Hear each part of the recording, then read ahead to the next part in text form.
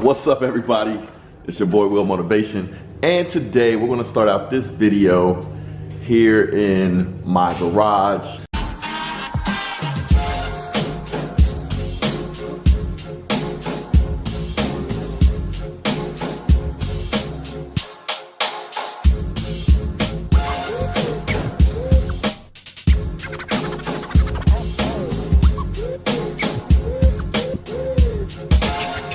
Yo, what's up? It's your boy Will Motivation, and today we're talking about my advice on the #1 way for you to get started investing in real estate.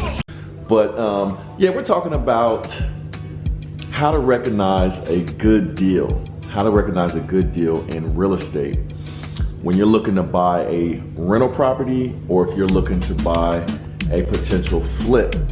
So to start out this lesson, figure we take a quick field trip to one of my properties that I'm currently rehabbing, and let's talk about how I was able to recognize that this was a good deal. We'll talk about the numbers, everything I can pretty much remember, and then after the little field trip, checking out that property and talking about that property in my mind frame when I bought that property and how I knew it was a good deal.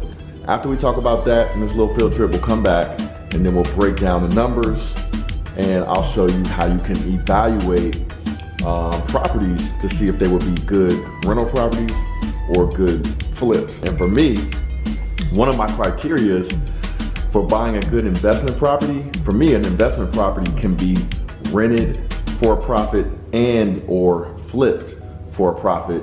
And for me, it's both. So I always look for properties where I can flip them if I need to. For example, if I need to pay some taxes or I need to just liquidate, I can turn a profit on a quick flip or even a flip after a few years. I like that scenario. I like buying a property that allows me to do that. And then also I like buying properties that I can cash flow. So if I get it for a good price, I get the right mortgage or loan for that property with the right payment, then I can turn around and make a monthly profit off of renting it out, especially if we're in a down market, like if the real estate market is not hot, which is really the best time to buy. All right, let's go check it out.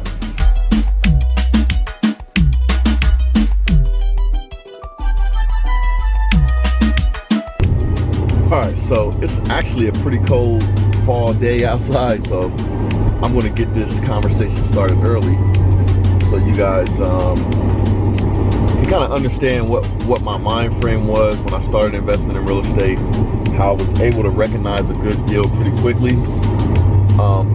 So one thing I like about real estate is it's not hard to understand.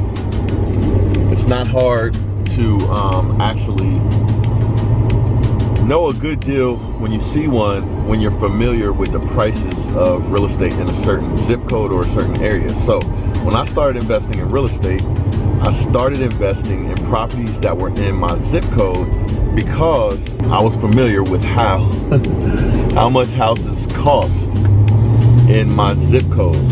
So I purchased a home for $160,000 in 2000.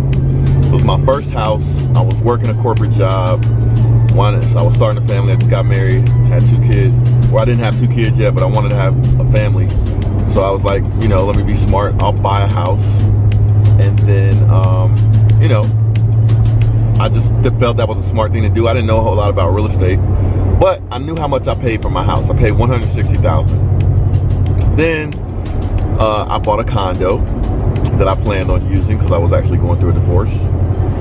And I bought a condo for $140,000. So I bought my house for $160,000, bought the condo for $140,000, and my house was your stereotypical middle class house in like a new housing development type of situation, where it was a 3-bedroom, 2.5 bath house, and my condo was 2 bedrooms, 2.5 baths. So $160,000, $140,000. And people were buying houses at that price point all day long in that zip code, all the way up to, houses that cost $200-some thousand.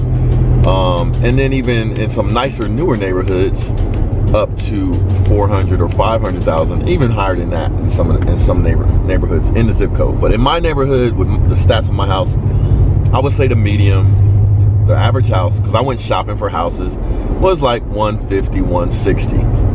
So knowing that, when the real estate market took a downturn around 2008, which was right after I bought my condo for 140, I went to go sell the condo because I wanted to move into a house again, and I noticed that the house prices were pretty good. They were saying that my condo was worth only $90,000. I was like, that is, how in the world can it be worth $90,000 when I just paid $140,000 and I felt it was worth $140,000? And the reason why is basically the real estate market got tight. Banks stopped lending money, thus people were not able to easily buy properties, so the buying activity dropped, and so did the price of the houses. So it was just the market, like the market just went down. There was no confidence. People were scared to buy houses and things of that nature. So for me, it was all artificial, because it wasn't like, at least the city where I am, it wasn't like the job market dropped dramatically like that. So why would the housing market drop dramatically like that? People were just scared to buy houses. People were just not buying houses. So I said, okay, it's just a matter of time for the prices to go back up and buying activity to resume. So I felt like it was an artificially low market because people were willing to pay more than that amount, right? Because I paid 160, I paid 140 for the condo, and it went down to 90. So for me, that was recognition that the prices were lower than what they should be, because people were willing to pay a lot more. So I started looking around at the properties and how low they were compared to what I was comparing the prices to were the original purchase price of the home. So there were houses like, for example, I bought a condo for $25,000, and when it was sold new just a few years earlier, it sold for $107,000 or something like that. So I looked at that and said, okay, at some point in time, people were willing to pay over $100,000 for this house, and now because people are scared to buy and the house is in, poor condition because they have pets and stuff like that, now it's only worth $25,000. If somebody at one point in time was willing to pay $107,000, it's just a matter of time before it goes back up there and then beyond, because I studied enough about the real estate market to see that it goes up and down, but over time it continues to go up. It just keeps going up, but you have dips every now and then. So that was the basis for me understanding and recognizing a good deal. That was the basis, comparing the for sale price, the current for sale price, and this is actually one of my properties right here on the corner. I bought that house for like 80,000, or no, I think I bought it for a little bit more. It's like 90,000, and then now the value is like 200, right around 200,000, and I rented out for like $1,500 a month. So it's a real good cash cow. But anyway, this is the neighborhood that I bought in. This is the neighborhood I bought my first house, and middle class. I watched this whole neighborhood get built up from new, and I know how much people were paying. And then when the market dropped, I saw how low it went, and I was like, you know what? It's artificially low. I'm gonna try to start buying. And I was just trying to get them as low as I could. But I recognized, that's part of how I was able to recognize a good deal, because I knew the original sales price of the homes. I knew the neighborhoods. Really, there wasn't anything dramatic going on in the neighborhoods to make them drop in price so much. So I had familiarity with this particular area, this particular market, and the values. So that familiarity made it easier for me to recognize a good deal. All right, so that was like my foundation. I was like, okay, I'm getting ready to start getting into real estate investing, because I see these houses are lower than what people paid for them, and it's just a matter of time before it goes back. Now, how low will these houses go, and can I get them for? And then let me learn how to actually do the numbers to see what kind of profit I can make with a mortgage buying some of these houses, and how much money I can make every month until the market comes back, and then maybe I sell some of them or maybe I keep some of them. So that was the foundation for me understanding or recognizing a good deal, is just looking at the price. But we're at one of my properties now. Okay, so I just stopped by one of my rental properties, which I'm renting out to my best friend, who's like a brother to me. And I don't make any profit off of that house, but I feel like I've been very fortunate in life. I've been blessed and things, and so I like to take care of people that I care about and that care about me. And that's one of my favorite people on earth. And so one of the good things about real estate, man, you can bless other people sometimes, you know, when you're in that situation, and just do good things. So anyway, he was actually hooking me up with the little rent payment for it. But look, this is the first house. This wasn't really meant to be a tour type video, but this is the first house that I bought in this neighborhood. That is my first home. That was my starter home. Middle class house I bought for $160. And now that house is worth about $220. And I've rehabbed it already, so it's in good shape. I'm gonna probably keep that one for the long haul. But it makes about $1,600 a month in rent. And I'm gonna show you guys how you do those numbers to calculate what the profit is. But I've got a mortgage on it. Mortgage is maybe around $700 a month, and then I've got taxes and insurance, brings it up a little bit more, and so the profit on it is probably ends up being right around $500 or $600 a month. Now, when I started, I wanted to be real conservative. My goal was to make at least $500 per month in profit on each property, because I was inexperienced and I was afraid if I did anything wrong, like with my calculations, I wanted to make enough profit per month to cover up my inexperience, you know, like with repairs or whatever it might be. So if you're just getting started, you want to be conservative, because you don't want to get so close. Like if you say I'm only going to make $100 a month in profit after all your expenses, that's cutting it too close in my opinion. You want to make a nice profit, like, you know, at least $400 a month off of your rental property.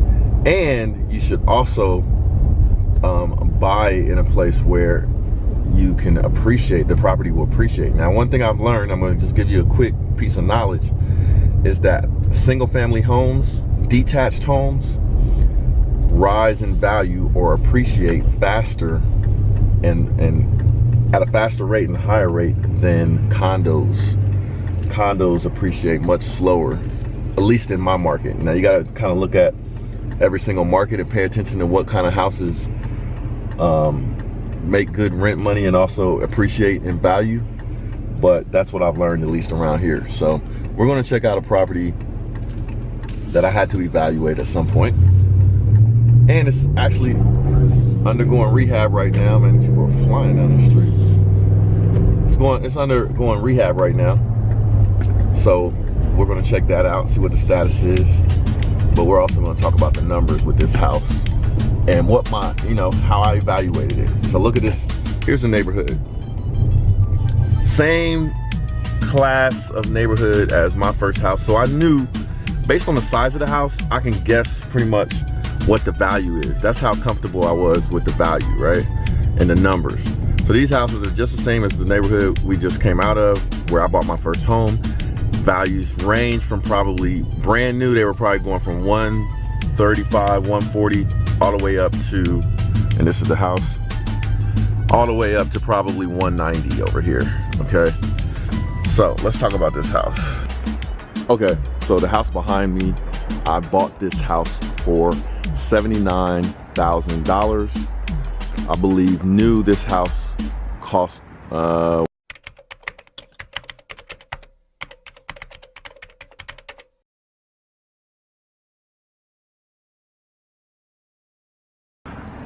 one thing about this house was that it was a 3-bedroom, 2.5 bathroom. So I was very familiar with that kind of house in this kind of neighborhood and what the price should be. But it came up as a foreclosure for $79,000. It was brought to me by a realtor. And of course, knowing how much it costs new, I was hedging my bet that eventually it would return to that value when the market came back. But for me, I wasn't looking at this as a flip. I was looking at this as an opportunity to buy and hold and then maybe sell it later, or just cash flow it when it gets, especially once the mortgage gets paid off. So I actually got a mortgage on it. I came up with the 20% of that 80,000 or 79,000. I financed this home and I bought it, and I had to do a rehab. And so what I did to add value, so that in the case I did have to sell it before the market came back, I added a bedroom and I made it really nice. Basically, I brought it back to new condition with an additional bedroom. So I added it's a 4-bedroom, and we can actually take a look at it. But so my thought process was, the learning thing here is this, at the time the market was down, and I wasn't buying anything at that time thinking it was a flip, but I always could have flipped it because I could add value, and it was sort of in bad condition. So let's check it out. All right, so we're inside the house. It's going through paint, and looks like a lot of stuff to do here. And I got some sort of amateur help on this one, and it looks like I'm gonna have to get some professional help on this one because yeah. Anyway, I added some value to this house to hedge my bet that if I needed to sell this house for any reason, I could sell it for a slight profit considering the market. And then later, when the market comes back, I don't know if you guys can see me, but hopefully you can hear me. Yeah, we're gonna have to paint. So they're starting to paint, okay. This doesn't look too bad up here. This doesn't look too bad. They're starting to get some painting. Yeah, they're not doing too bad. Okay, so they're doing room by room is their strategy, all right. This doesn't look too bad. Good job. Downstairs just wasn't done, but this upstairs, this doesn't look bad at all. Okay, so I'm saving a little bit of money, but it's slow moving. But anyway, now, the market was different when I bought this house compared to what the market is like now. Now the market is high. Real estate is up. Like, the value of this home went from $79,000 when I bought it all the way up to 220-ish right now. So I could potentially sell this house for a healthy profit, but it's a single family home. Now, if this was a condo, I might think about selling it, but my condos have not risen in value like my single family homes. So if anything, I would be looking to potentially sell my condos because they don't appreciate in the long run like these single family homes. But my condos are actually making money as well, as far as rental property, rental cash flow is concerned. So, this was a really good investment. But my mind frame with this was figure out how much I can make in rental income until the market comes back. Now, if I was to buy this house now, like I said, I would be looking, because the market is high, the mortgage is going to be higher, the monthly payments are going to be higher, the taxes are going to be higher because the property values are up. So my potential rental income would probably be lower if I bought now. So I would be looking to buy this as a potential flip. So I would try to get the best deal possible on the purchase price, fix it up, and then turn around and sell it for a quick profit until the market comes way down, and then I'm buying some cash flow properties, right? That you can rent them or flip them. But like buying this now, the way the market is hot right now, it's probably not a good market for buying rentals, because everything is more expensive and your cash flow is going to be too tiny. So what you would want to do is buy something sort of at a wholesale price, the best price you can get it, because maybe it's a foreclosure or maybe it's really messed up. You get a deal on it, you fix it up, and then you try to sell it for maximum. So like if you look at all these houses in this neighborhood, and then you look at how much they cost, I'm gonna try to get more than what every other house costs in this neighborhood, because I'm gonna put more value into the home, like granite countertops. You know, my flips I do nice, like I do, everything's gonna be up to date, updated, and then, you know, try to maximize the profits. So that is sort of the high level mind frame that I had when I started investing in real estate, and basically playing it safe by, you know, buying things that I could rent out for a profit in hopes that the market would come back, and that I had patience that the market would come back. And so that's what you gotta look at. You gotta be able to do the numbers as well, though. So we're gonna talk about the numbers here shortly, but I wanted to show you guys this house. You know, they're working on it. It's taking a little while, but honestly, I'm pleased with what I'm seeing. Now, talking about rehab stuff though, see these, see that beige on beige? I'm gonna probably switch all those to white. It's gonna cost a little bit, but I'm gonna probably switch them all to white. Then they're gonna have to come in and clean up all these edges and stuff with the paint. So, but it's not looking too bad. But anyway, let me show you guys something. In this house, this was actually all open to downstairs, and we built this bedroom right here. So it's more like a little office space, but it's got a window and it's got a closet, so it can be considered a bedroom. But we basically, all we had to do is build the floor and then build a closet and then put in a window, and we had an additional bedroom. So this is now a 4-bedroom home, and increases the value. And it was basically me hedging my bet. So if I had to sell it, I had the extra value in the home with it being a 4-bedroom versus a 3-bedroom when I bought it. All right, so there you go. That's the real estate lesson of the day. We are going to break down the numbers as a part of the course. But for now, you get the mind frame and the mindset for recognizing a deal by looking at what the market is doing and then preparing to buy real estate when the market is low, right? And then you sell when it's high, or you sell after you get the value in it through your rehab, or you just rent it for a profit. Got me? Not too hard.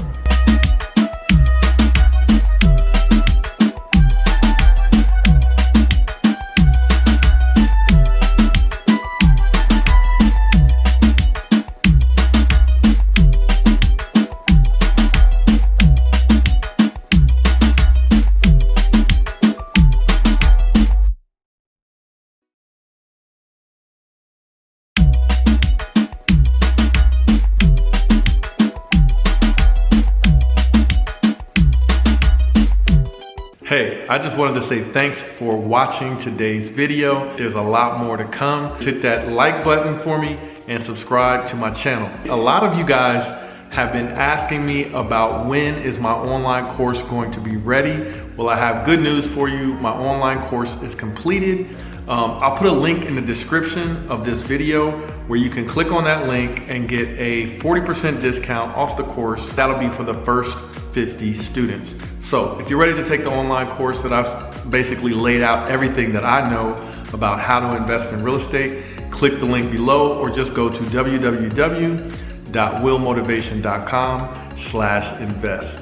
And thank you guys for taking the time out to watch today's video. Hope you learned something, and I'll see you in the next one. Peace.